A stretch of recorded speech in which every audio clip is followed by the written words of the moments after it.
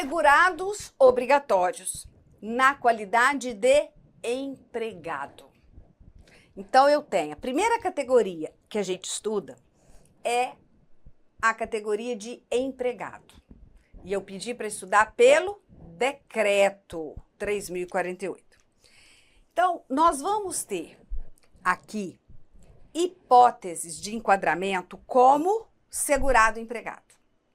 E a gente vai perceber que as hipóteses trazidas são muito além do que a gente entende como empregado, né?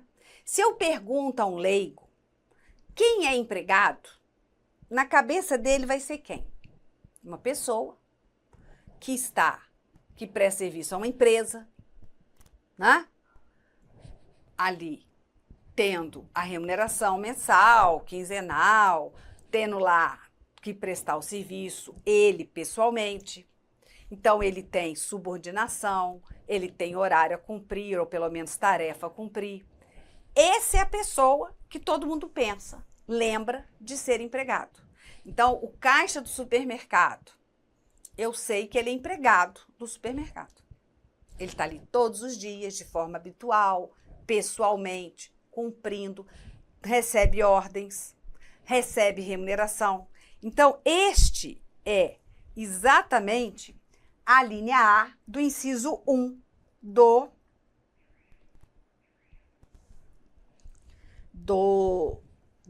artigo 9º do Decreto 3.048. Veja, aquele que presta serviço de natureza urbana ou rural à empresa em caráter não eventual. Então, aqui eu tenho o quê? A prestação de serviço habitual, com habitualidade. Não é uma vez ou outra, né? Tem a habitualidade. Sob sua subordinação, mediante remuneração. Então, aqui eu tenho requisitos necessários para enquadrar o trabalhador na condição de empregado, de acordo com o artigo 3º da CLT. Olha, pessoalidade, subordinação, onerosidade, né, que é a remuneração, e habitualidade, porque está lá, em caráter não eventual. Precisa o empregado trabalhar todos os dias? Não. Eu tenho casos de empregado que vai trabalhar 1, 2 vezes por semana. Que é isso? Sim. Imagine um professor do ensino médio. Naquele estabelecimento A, ele dá aula todas as segundas e terças-feiras pela manhã. No estabelecimento B, ele já dá aula todas as quartas-feiras. E no estabelecimento C, pela manhã, ele dá aula todas as quintas e sextas-feiras. Ele é empregado dos 3 estabelecimentos. A prestação de serviço ali não é eventual, ela é habitual, só não é por todos os dias. Mas então, ser não eventual não quer dizer, né, todos os dias, tá? Então, pode ser que o empregado trabalhe diariamente, pode ser que não, tá? Pode ser que não. E isso não vai tirar o vínculo dele, tá? O vínculo dele, a habitualidade. Então, esse aqui, ele normalmente não cai o conceito, o enquadramento. Por quê? Porque esse é o que a gente conhece. A única coisa que pega aqui é quando fala assim, inclusive o diretor empregado. Se o diretor da empresa, ele tem vínculo empregatício, sim, ele tem empregado. Mas o diretor pode ser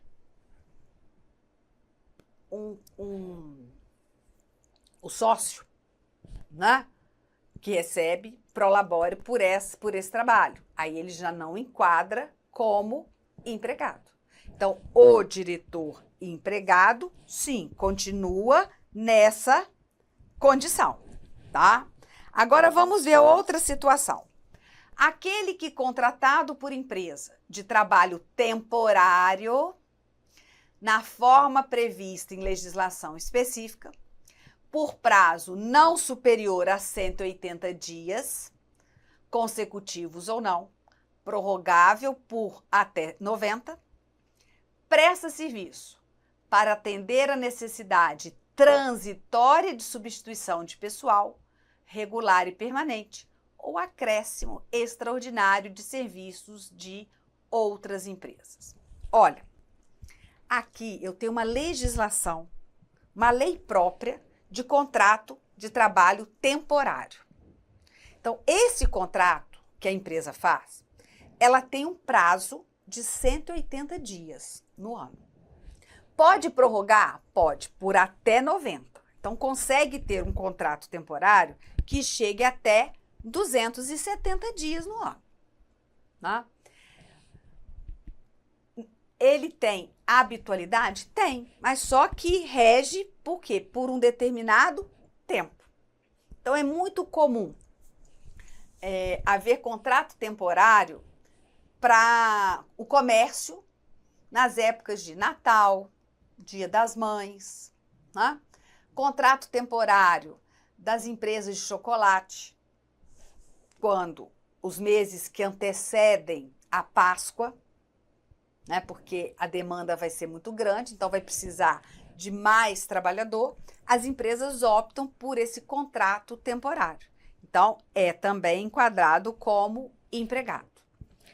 Olha agora, o brasileiro ou o estrangeiro domiciliado e contratado onde? No Brasil, para trabalhar como empregado no exterior, em sucursal ou agência de empresa constituída sob as leis brasileiras e que tenha sede e administração no país. Olha, quando cai isso aqui, cai com uma situação. E normalmente é uma situação com uma pessoa estrangeira.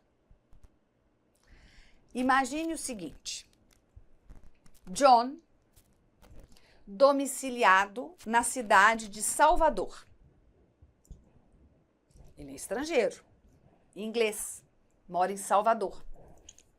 Ele é contratado por uma empresa brasileira para trabalhar lá numa filial dela na Grécia. Olha, ele é inglês, vai trabalhar na Grécia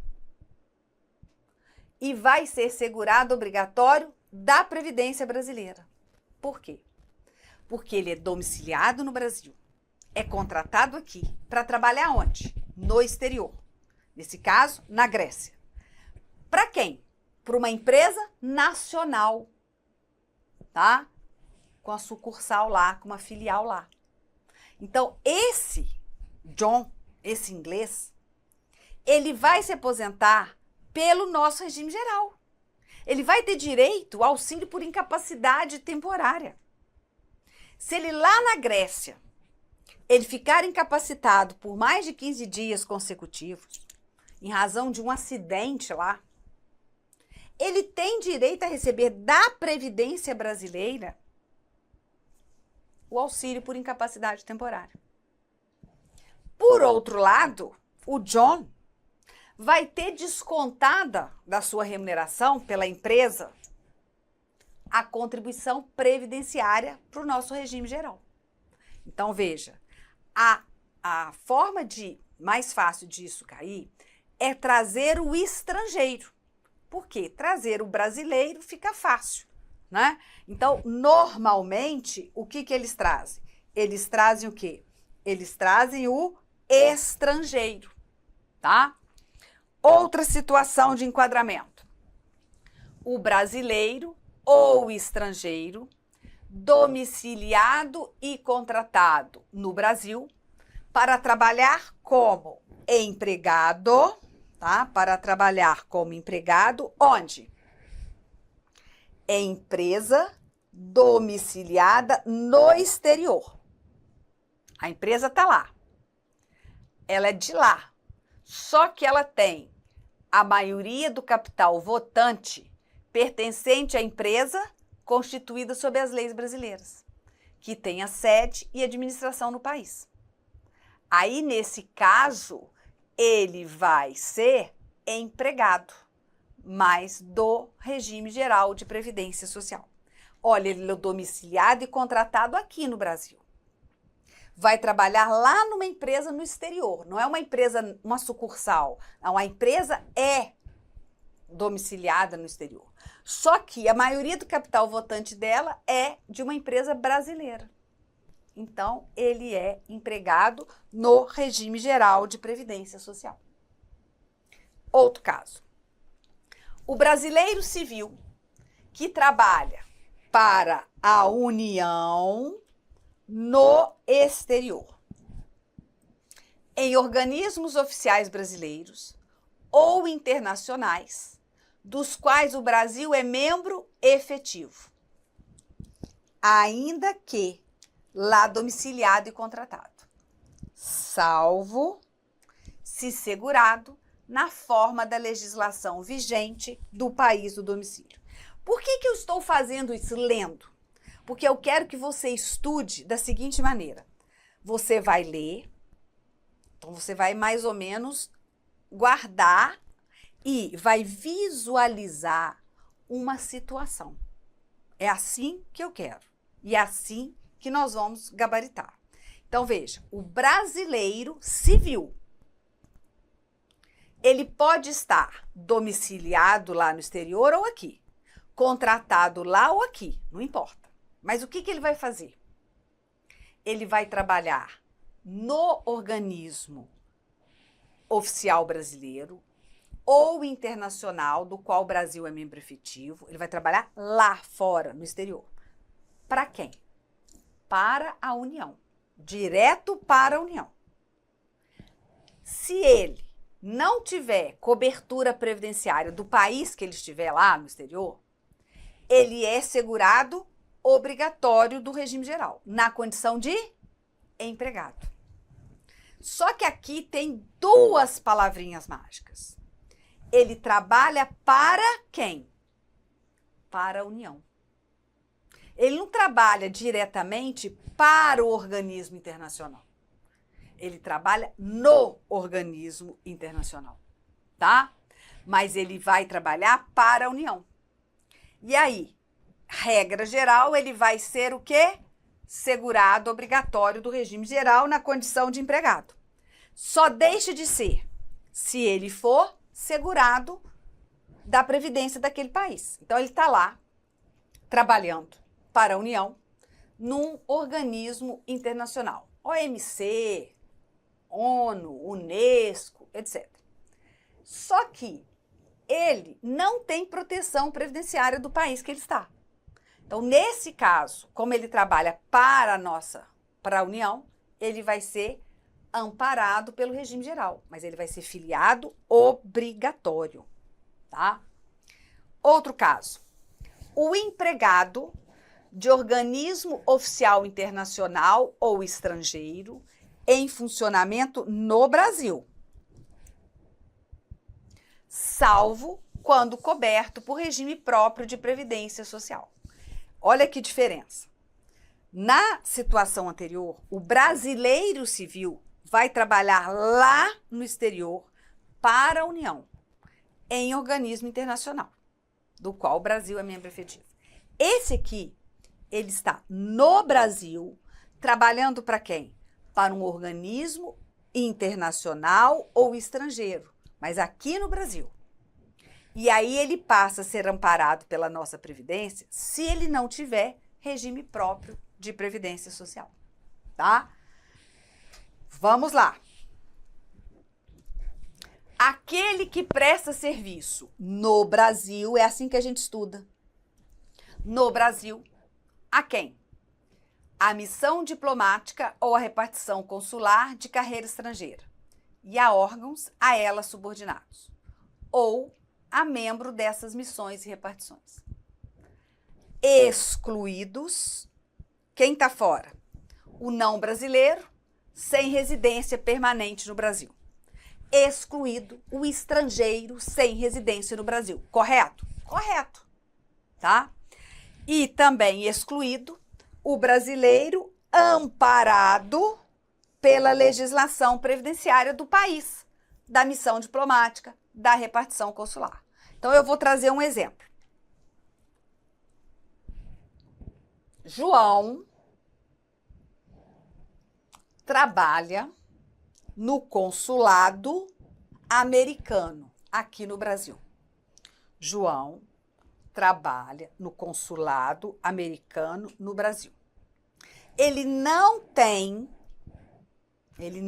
proteção previdenciária americana. João é brasileiro. Ou ele é estrangeiro, mas com residência permanente no Brasil. Então, nesse caso, João é quem? É segurado obrigatório do regime geral. Tá? Agora, a Afrodite, ela é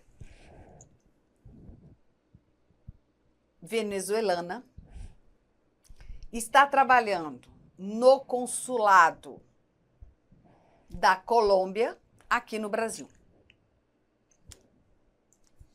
Aí eu falo, ele é estrangeiro, ela é estrangeira, está trabalhando num consulado no Brasil.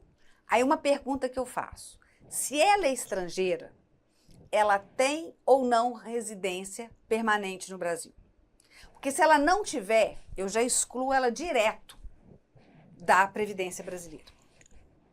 Mas se ela tiver residência aqui no Brasil, permanente, aí eu olho, estou quase encaixando ela no regime geral. Se ela tiver proteção previdenciária da Colômbia, ela sai do nosso regime geral. Se não tiver, olha, estrangeira, residente no Brasil, presta serviço ao consulado da Colômbia aqui no Brasil. Não tem proteção previdenciária do país da repartição consular. Então, ela é segurada brasileira, do regime geral de previdência brasileiro. Entenderam? Então, tem 3 possibilidades de cair numa prova. A primeira, literal, é segurado obrigatório, exceto. Aí tem lá. É segurado obrigatório na condição de empregado, aí você tem que achar. Ou então, trazer uma situação para você enquadrar.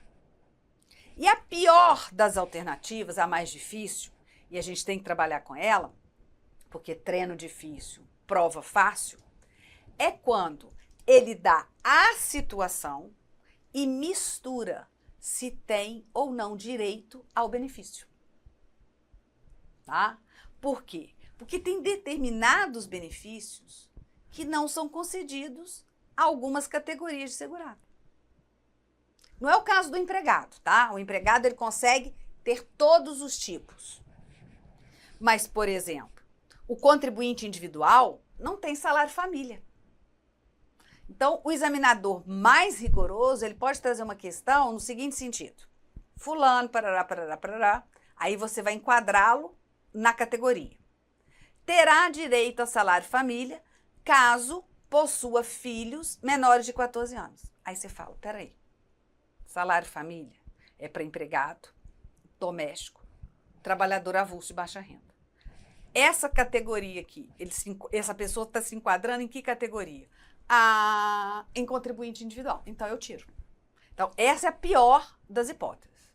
Tá? Vamos lá. O servidor da União, do Estado, do Distrito Federal ou município, incluídas suas autarquias e fundações, ocupante exclusivamente de cargo em comissão, declarado em lei de livre nomeação e exoneração. Olha, aqui, tá? Aqui, eu vou dizer o seguinte. A própria Constituição, no parágrafo 13 do artigo 40, já fala que servidor que ocupa cargo exclusivamente em comissão, ele vai ser o quê? Segurado do regime geral. Ele não está no regime próprio. Mas ele tem que ocupar exclusivamente, sem vínculo efetivo. Então, há dois casos. Imagine um servidor da União efetivo que ocupa um cargo em comissão. Ele não está no regime geral, não. Embora ele esteja exercendo cargo comissionado, ele tem vínculo efetivo. Então, ele continua no regime próprio da União. Agora, imagine o seguinte. O ministro de Estado, que não tem vínculo efetivo com o regime próprio, ele vai sair, se afastar e vai... Ele não tem vínculo, então ele vai lá exercer o cargo comissionado, que é de ministro. Olha, o ministro, nesse caso, vai ser o quê? Enquadrado como segurado obrigatório do regime geral de previdência social, na condição de quê? De empregado. Então, aqui, ó, eu preciso do exclusivamente em cargo em comissão, tá? Vamos lá. O servidor contratado pela União, Estado, Distrito Federal, município, bem como pelas respectivas autarquias e fundações, por tempo determinado, para atender a necessidade temporária de excepcional interesse público, nos termos do inciso 9 do artigo 37 da Constituição. Também ele está lá no parágrafo 13 do artigo 40. Servidor com contrato temporário é do regime geral e não do regime próprio de previdência. Aprendiz. O aprendiz, ele é empregado para a previdência. Inclusive o menor aprendiz, tá? O menor aprendiz, ele pode iniciar as suas atividades, esse contrato, aos 14 anos.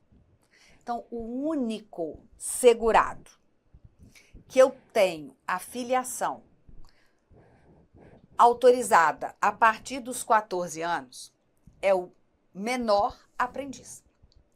E o menor aprendiz é enquadrado como empregado, tá? O menor aprendiz, ele chega até os 18, né? Depois ele passa para ser aprendiz, tanto um quanto o outro, segurado e empregado. Olha, o contrato de aprendizagem, ele é com idade de 14 até 24 anos, sendo que o contrato não pode ultrapassar 2 anos, exceto no caso de pessoa com deficiência. Então, o contrato de aprendizagem, ele vai, no máximo, por 2 anos. Exceto a pessoa com deficiência. A pessoa com deficiência, ela pode ter um contrato de aprendizagem por mais tempo, pelo tempo que for. E também não tem essa limitação dos 24 anos de idade. Então, só aqui que é a exceção, tá? Por prazo indeterminado,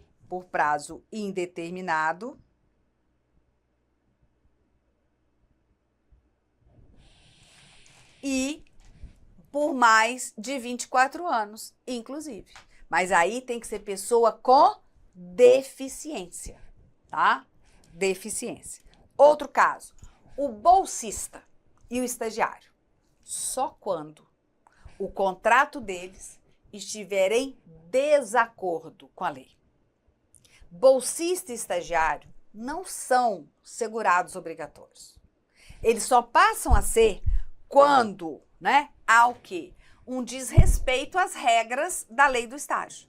Então, aí faz enquadrá-lo como empregado. Por quê? Porque a relação já passou a ser uma relação de emprego, de vínculo empregatício. Então, o bolsista e o estagiário, de acordo com as regras, com a lei do estágio, não são segurados obrigatórios. Passam a ser e vão se enquadrar como empregados se e somente se estiverem em desacordo com as regras legais. Bem, trabalhador rural, contratado por produtor rural, pessoa física, de acordo com a Lei 5.889 de 73. Olha, esse trabalhador rural, que ele não aparece tem muito tempo, ele é chamado de safrista ou diarista do campo.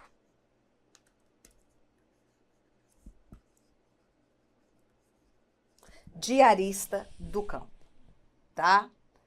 Olha, nesse caso, esse tipo de contrato, ele só pode durar, né?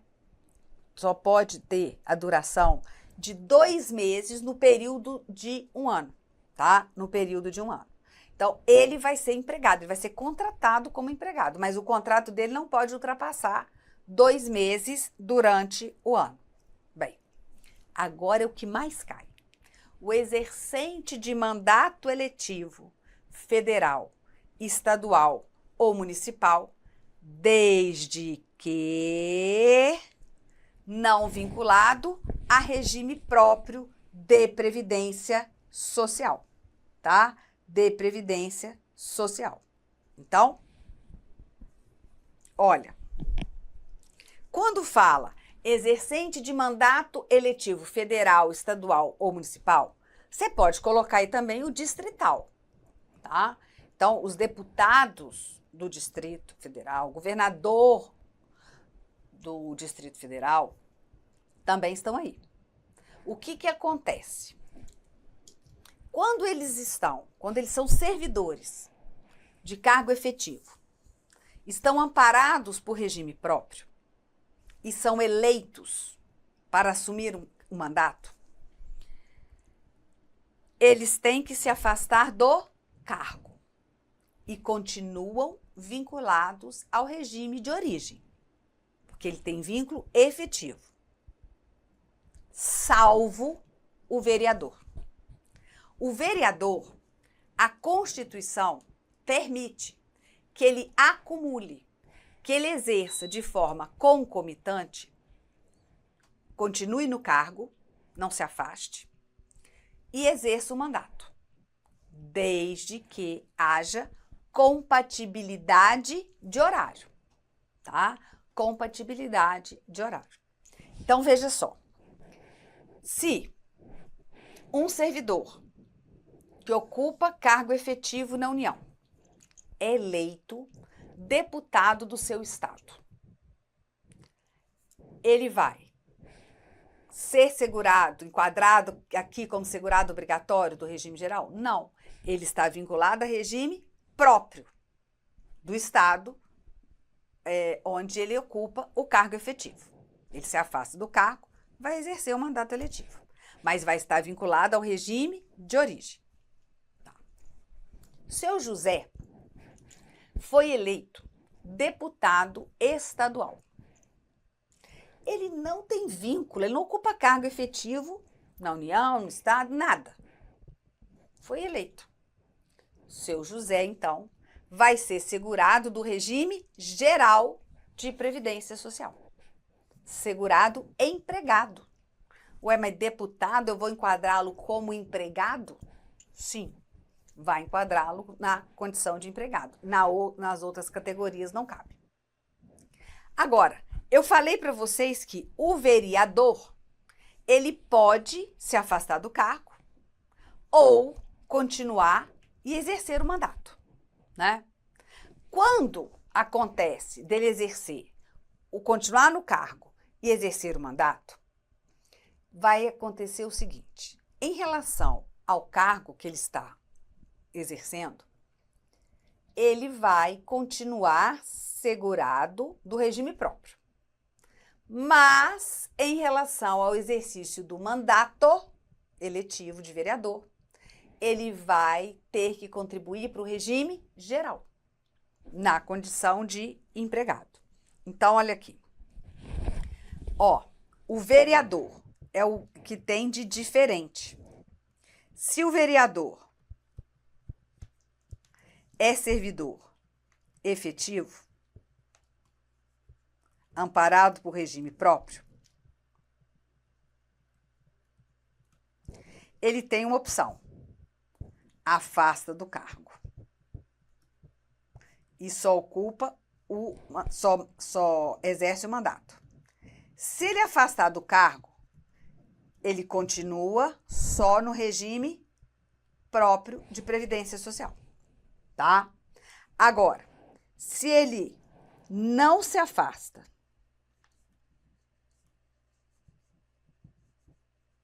ele vai ficar vinculado ao regime próprio, tá? Ao regime próprio e, em relação ao mandato, ao regime geral, tá? Aí alguém me pergunta, né? Alguém me pergunta: ah, então ele vai contribuir para os dois regimes? Sim. Ele pode ter benefício dos dois regimes? Sim. Não há problema, tá? Só o vereador que tem essa possibilidade de exercer o mandato sem se afastar do cargo. Os demais, não, tem que se afastar. O prefeito, o deputado, o governador, o presidente tem que se afastar do cargo, tá bom? Então, aqui, ó, exercente de mandato eletivo, federal, estadual, municipal, desde que não vinculado a regime próprio de previdência social. Professora, onde a senhora tirou essa situação do vereador? Na Constituição, que permite, né, a concomitância, a interpretação da própria lei e do decreto e a instrução normativa do INSS. Ela é muito clara, né, quanto a isso, tá bom? Vamos lá. O médico ou profissional de saúde plantonista, independentemente da área de atuação, do local de permanência ou da forma de remuneração. Aqui, gente, nós vamos colocar o médico plantonista, mas é aquele que tem uma habitualidade, tá? Então, ele faz plantão num determinado hospital todas as segundas-feiras, de 19 horas às 7 da manhã do outro dia. Olha, eu tenho aqui habitualidade, pessoalidade, eu tenho remuneração e eu tenho subordinação. Nesse caso, ele vai ser enquadrado como empregado. Agora, imagina o seguinte: um médico, uma vez na vida, foi lá e prestou um plantão para o hospital do Rio de Janeiro. Nunca mais voltou. Esse não é empregado. Esse vai ser classificado em outra categoria de segurado obrigatório, tá? Aquele contratado como trabalhador intermitente para prestação de serviços com subordinação de forma não contínua, com alternância de períodos de prestação de serviços e de inatividade, em conformidade com o disposto no parágrafo 3º do artigo 443 da CLT. Então, veja só, a reforma trabalhista, em 2017, trouxe essa forma de contrato de trabalho intermitente. Mas a pessoa continua sendo empregada, tá? É uma nova forma. Então, você só vai encontrar esse enquadramento pelo decreto. Não, na lei não fala. Mas se vier na prova o contratado com trabalho intermitente, né, com contrato de trabalho intermitente, nos termos da CLT, ele é segurado obrigatório e empregado, certo? Então, colocamos aqui as maiores possibilidades de enquadramento. Dê uma lida geral no inciso 1 do artigo 9º do Decreto 3.048. Certíssimo?